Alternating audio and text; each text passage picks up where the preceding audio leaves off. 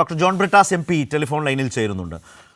ശ്രീ ജോൺ ബ്രിട്ടാസ്, ഹരിയാന അതുപോലെ ജമ്മു കാശ്മീർ ഈ ജനവിധിയുമായി ബന്ധപ്പെട്ട് വന്നുകൊണ്ടിരിക്കുന്ന പുതിയ വിവരങ്ങളുടെയും കോൺഗ്രസിനെ ഞെട്ടിച്ചുകൊണ്ടാണ് ഹരിയാനയുടെ ഇപ്പോഴത്തെ സ്ഥിതി നിൽക്കുന്നത്. കശ്മീരാകട്ടെ, ജമ്മു കാശ്മീരാകട്ടെ ഇന്ത്യ മുന്നണിക്ക് വളരെ ശക്തമായി തന്നെ BJPക്കെതിരായി നിലയുറപ്പിക്കാനും കഴിഞ്ഞിട്ടുണ്ടല്ലോ.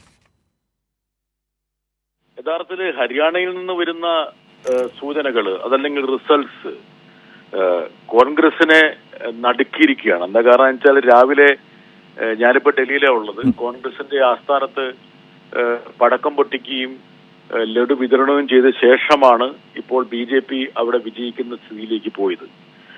ഇത് ഒരാൾ പോലും BJPയുടെ വിജയം ഹരിയാനയിൽ പ്രവചിച്ചില്ല എന്നുള്ളതാണ് ഏറ്റവും പ്രധാനപ്പെട്ട ഘടകം. പ്രധാനമന്ത്രി പോലും ഹരിയാനയിലുള്ള തന്റെ പ്രചരണം ഗണ്യമായിട്ട് കുറച്ചിരുന്നു. കേവലം 4 റാലികളിലേക്ക് ചുരുക്കിയിരുന്നു. അതുകൊണ്ട് തന്നെ എന്ത് സംഭവിച്ചു എന്നുള്ളത് സ്വാഭാവികമായിട്ടും കോൺഗ്രസ് കണ്ടെത്തേണ്ടതുണ്ട്. കോൺഗ്രസിന്റെ നിലപാടിൽ ഒരുപാട് പ്രശ്നങ്ങൾ ഉണ്ടായിരുന്നു. അതായത് കഴിഞ്ഞ ലോക്സഭാ തെരഞ്ഞെടുപ്പിന് ശേഷം 99 സീറ്റ് കിട്ടി. രാഹുൽ ഗാന്ധിയുടെ ഗ്രാഫ് ഗണ്യമായിട്ട് വർദ്ധിച്ചു. അതിന്റെ ഭാഗമായിട്ട് കോൺഗ്രസിന്റെ അഹങ്കാരത്തിലുള്ള വർധനവും പ്രത്യേകം ശ്രദ്ധിക്കപ്പെട്ടിരുന്നു. ഇപ്പൊ ഹരിയാനയില് 5 സീറ്റാണ് ആം ആദ്മി പാർട്ടി ചോദിച്ചത്. യഥാർത്ഥത്തിൽ കേജ്രിവാളിന്റെ ജന്മസ്ഥലവും കൂടിയാണത്. അപ്പോൾ ആ 5 സീറ്റ് കൊടുക്കാമെന്നൊക്കെ ആദ്യം പറഞ്ഞ ശേഷം പിന്നീട് കോൺഗ്രസ്സുകാർ കാലുമാറി. അത് മാത്രമല്ല, കോൺഗ്രസ് ഒരു 6 ഗ്രൂപ്പുകളായി തിരിഞ്ഞിരിക്കുകയാണ്. അതിൽ 3 ഗ്രൂപ്പുകൾ പ്രകടമായ ഗ്രൂപ്പുകളുണ്ട്. ഒന്ന് ഭൂപിന്ദർ സിംഗ് ഹൂഡയുടെ ഗ്രൂപ്പ്, 2 ഷെൽജയുടെ ഗ്രൂപ്പ്, 3 രൺദീപ് സുർജേവാലയുടെ ഗ്രൂപ്പ്. അങ്ങനെ 3 ഗ്രൂപ്പുകളായി ഭിന്നിച്ചിട്ടാണ് യഥാർത്ഥത്തിൽ കോൺഗ്രസ് ഹരിയാന തെരഞ്ഞെടുപ്പിനെ. കേരളത്തിലെ കോൺഗ്രസ് ഗ്രൂപ്പുകളെ കവച്ചു വെച്ചു എന്നാണോ ഹരിയാനയിലെ കോൺഗ്രസുകാരുടെ ഗ്രൂപ്പുകളുടെ എണ്ണം നോക്കിയാൽ? അല്ല, ഒരു കണക്കിന് നോക്കി കഴിഞ്ഞാൽ ഹരിയാനയും കേരളവും തമ്മിൽ വലിയ സാമ്യമുണ്ട് കോൺഗ്രസ് രാഷ്ട്രീയത്തിൽ. എന്താ കാരണം എന്ന് വെച്ചാൽ വളരെ സമാനമായിട്ടുള്ളൊരു സാഹചര്യമാണ് ഹരിയാന കോൺഗ്രസിൽ നിലനിൽക്കുന്നത്. പക്ഷെ ഇത് യഥാർത്ഥത്തിൽ അഹങ്കാരവും ധാർഷ്ട്യവും ഒരിക്കലും രാഷ്ട്രീയത്തിൽ പാടില്ല എന്നുള്ള ഒരു തിരിച്ചറിവ് കോൺഗ്രസിന് ഉണ്ടാകണമെന്ന് എപ്പോഴും കോൺഗ്രസേതര പ്രതിപക്ഷ കക്ഷികൾ ഓർമ്മപ്പെടുത്തിക്കൊണ്ടിരുന്നു. പക്ഷേ ലോക്സഭാ തെരഞ്ഞെടുപ്പിന്റെ പശ്ചാത്തലത്തിൽ അത്തരത്തിലുള്ള ഒരു പുനർചിന്തനത്തിന് കോൺഗ്രസ് തയ്യാറായില്ലെന്ന് മാത്രമല്ല, ഹരിയാനയിൽ മുഖ്യമന്ത്രി ആരായിരിക്കും, അവിടെ സുനാമി ആയിരിക്കും സംഭവിക്കുക, 60 സീറ്റിന് മുകളിൽ പോകും എന്നുള്ള പ്രവചനങ്ങളിലാണ് ഇപ്പോഴും കോൺഗ്രസ് അഭിനയിച്ചുകൊണ്ടിരിക്കുന്നത്. എന്ന് വെച്ചാൽ ഈ രാഹുൽ റാലി മാത്രം പോരാ.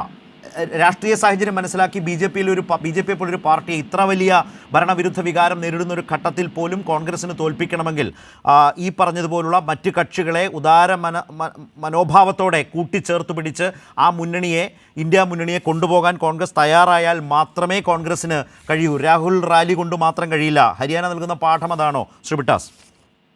അതായത് കോൺഗ്രസിന്റെ ഏറ്റവും പ്രധാനപ്പെട്ട പ്രതിസന്ധി എന്ന് പറയുന്നത് സംഘടനാപരമായിട്ടുള്ള വലിയൊരു അസ്വാസ്ഥ്യം ആ പാർട്ടിയെ ചൂഴ്ന്നു നിൽക്കുന്നുണ്ട്.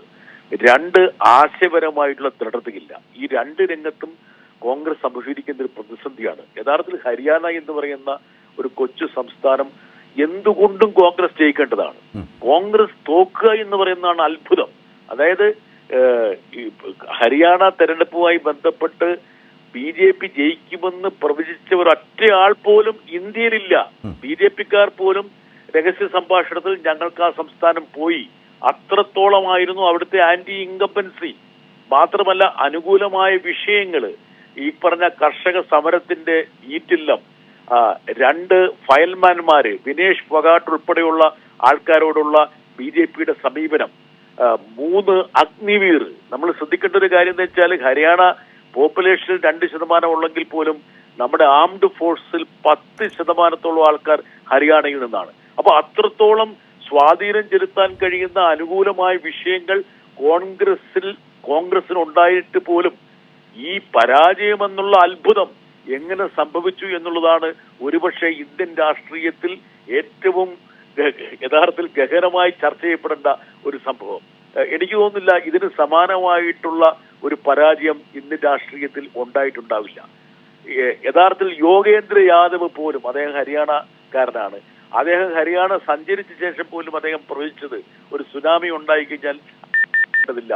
ഇത്രയും അനുകൂലമായിട്ടുള്ള സാഹചര്യം കോൺഗ്രസിന് ഒരിക്കലും ഹരിയാനയിൽ ഉണ്ടായിട്ടില്ല എന്ന് പറഞ്ഞു. മാത്രം ഒന്നും കൂടി നമ്മൾ കണക്കിലെടുക്കണം. അതായത് ശരത്തെ കഴിഞ്ഞ ലോക്സഭാ തെരഞ്ഞെടുപ്പ് അത് ഒരു മോഡി ഫാക്ടറാണ്. 400 സീറ്റിന് മുകളിലേക്ക് BJP വരും എന്ന് പറഞ്ഞ ഒരു ദേശീയ രാഷ്ട്രീയത്തിന്റെ ഒരു പ്രഭാ വലയത്തിലാണ് ഹരിയാനയും ഉണ്ടായിരുന്നത്.